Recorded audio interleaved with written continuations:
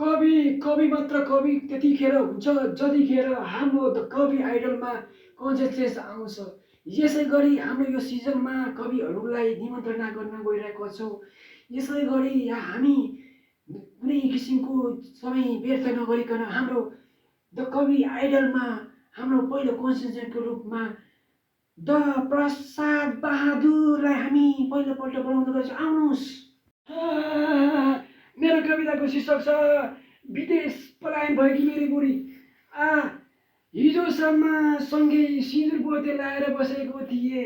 हिजोसम्म हामी सँगै सिँदुर पोते लाएर बसेकी थिए।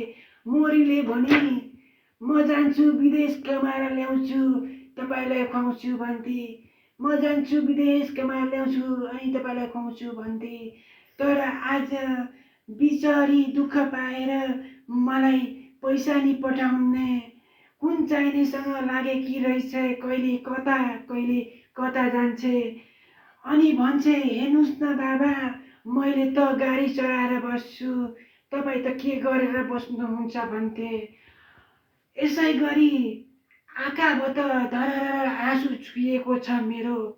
यसै गरी आँखाबाट धरर आँसु चुहेको छ मेरो। बुढी तिमी कहाँ छौ कहिले यता कहिले उता खोजिरहन्छु म भन्थे। होइन मलाई तिम्रो माया चाहिएको मात्र हो पैसा चाहिएको होइन। तर मोरीले कहिलेकाहीँ $300-400 पठाउँछे। म कहिले भट्टी कहिले रक्सी पसल लागिरहन्छु अनि त्यो मोमोमा भएको त्यो अचार भन्नुहोस् त्यो अचारमा म टमाटरको च्वाप्प डुबाएर ल्याम दिने भन्छु। त्यो मोमोको स्वाद बुढीभन्दा कति मिठो हुँदो रहेछ। ठिकै छ नआए नि पैसा चाहिँ आउनु पर्दो रहेछ। ओ पिरा यो हो कविता, यो हो के कविता। आमामामा भाइ तिमीले त भाइ यहाँ छोड्यो भैया।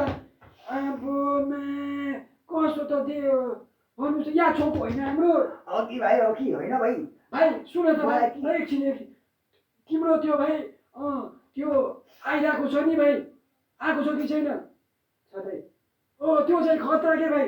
आमामामा भाइ म त फ्ल्याट के भन्नु त्यो केही भन्नु छ कि भाइ तिमी के नि होइन कुन कुन लेभलको हो कि भाइ होइन म ढले कि होइन भाइ म ढले कि अब मैले के बोल्न सकेको छैन कि भाइ मनमा त होइन पीडा मनमा त पीडा भएर आइरहेको छ होइन। त्यही पनि अब देखाउन सक्दिनँ हेर्नुहोस्। हेर भाइ रोको छ भाइ तिमीलाई रोको छ भन्नु तिमीलाई म अहिले तिमी आउनै पर्छ भाइ तिमी आउनै पर्छ। तिम्रो बुढीको पीडा जुन छ नि भाइ मोमोको टेस्टमा कि कसो दुर्गाजी मेरो विचारले होइन बोल्नै सकिएको छैन कि म मेरो पनि याद छ यो भाइ यहाँ हुन मात्र नसकेको के छ विचार तपाईँको। आउनुहोस् तपाईँ आउने तपाईँ हामी चाहिने मान्छे मन पर्यो कि होइन लु ओके कन्सेप्ट नै खतरा लागेर क्या जो जसलाई त्यसै गरेर हामीले बिना ढिलाइको साथमा अर्को कन्सेप्ट हाम्रो हाम्रो हाम्रो हाम्रो हाम्रो को आउँदै हुन्छ थाहा छ तपाईँहरूलाई को आउँदै हुन्छ हाम्रो यो द कवि आइडलमा तपाईँलाई थाहा छ उहाँलाई कुनै परिचयको आवश्यकता छैन भन्नुहुन्थ्यो तर उहाँ पहिलोपल्ट आउँदै हुन्छ हाम्रो सोमा। त्यही पनि उहाँ हाम्रो one and only Jitendra Bahadur Majhi. नमस्ते मेरो शीर्षक छ म हिँड्दैछु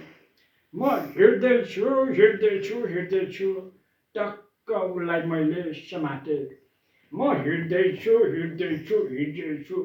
टक्क फेरि उसलाई समाते। ऊ भन्छी नछेउ मलाई किनभने चिन्दै छोयो भने मलाई दाग लाग्छ अरे। चन्द्रमामा दाग छ मेरो खुट्टामा जुत्ता छ।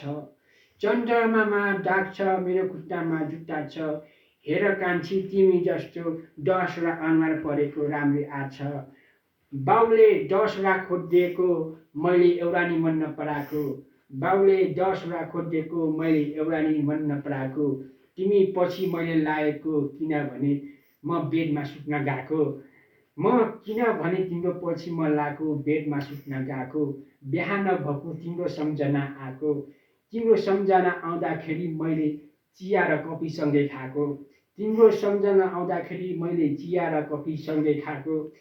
कफी त हाम्रो जजहरूलाई दिनुपर्ने हो, चिया त मैले मात्र भियाएको। कफी त जजहरूलाई दिनुपर्ने हो, चिया त मैले मात्र भियाएको। यसै गरी पाइला पाइलामा हिँडाइ छ मेरो, कहिले यता कहिले उता गएको। ठिक छ, तिमीले मेरो घाँटीमा लागेको 3 तोलाको सुनपछि लागेको, अनि मैले बुढाको त्यही बाइकपछि तिमी पछाडि चढेर आएको। ठिक छ, आज पछि लाग्ने भयो भन, काठमाडौँमा 4 तलाको घर पाएको। आऊ कान्छी, तिमीलाई पछि राखेर फेरि म घरतिर लाग्छु। बाई बाई मेरो यो त दोस्रो पनि माइन्ड ब्लोइङ के भाइ। तिमीले त्यो टक टक टक हिँडेर कफी ल्याएको। हामी कफी खाने मान्छे हो के भाइ। ओहो भाइ, खतरा के भाइ। अनि त्यो तिमीले भन्दाखेरि त्यो थियो नि भाइ, त्यो तिम्रो लभ स्टोरी। हामी पनि भाइ त्यो बेनेलीमा हिँडेको थियो के भाइ। अनि त्यो बेनेलीमा त आमामामा भाइ, यसो 2 तोलाको सुन, 3 तोलाको घाँटीमा, अनि त्यो आइफोन भाइ। केटी पटाउने तरिका यही हो के भाइ। तिमी जतिको मान्छे त दोस्रोमा हामीलाई चाहियो कि कसो? अघि भाइ होइन भाइ, आमामा तिम्रो पीडा छ कि भाइ, तिम्रो मायालु पनि रहेछ होइन भाइ। तिमीले गर्लफ्रेन्डको सम्बन्धमा पनि कुरा गरेको थियौ होइन कि? मलाई पनि मेरो एक जमानाको सम्झना आएको थियो कि भाइ। अनि तिम्रो हिँडाइ त आम्मा भाइ होइन, आम्मा खतरा हो क्या भाइ तिम्रो हिँडाइ त। कस्तो के त्यो टक टक टक टक रे, आम्बो म्या खतरा तिमी त भाइ क्याट वाक पनि ड्याम हिँड्छ गरे के भाइ। तिमी क्याट वाक जस्तै हिँड्दो रहेछौ कि। मलाई मन पर्यो। ल ठिक छ भाइ। तिमीले अनि त्यो के त्यो माथि तल रे, हामी पहिले गरे हो के भाइ। त्यो हामी प्रायः जस्तो तल हो के भाइ। हामी तलबाट आएको हो के भाइ। अनि तलबाट आउँदाखेरि त्यो हुन्छ नि भाइ, कहिलेकाहीँ दुःख सुख हुन्छ कि, त दुखाइ सुखाइ। ओहो भाइ, मलाई मन पर्यो के भाइ। तिमीलाई कि कसो उसलाई यसपालि बोलाउने हो त?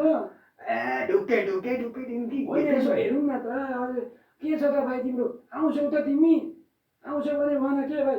हामी आउन, ल उसलाई पनि हामी बोलाउँ।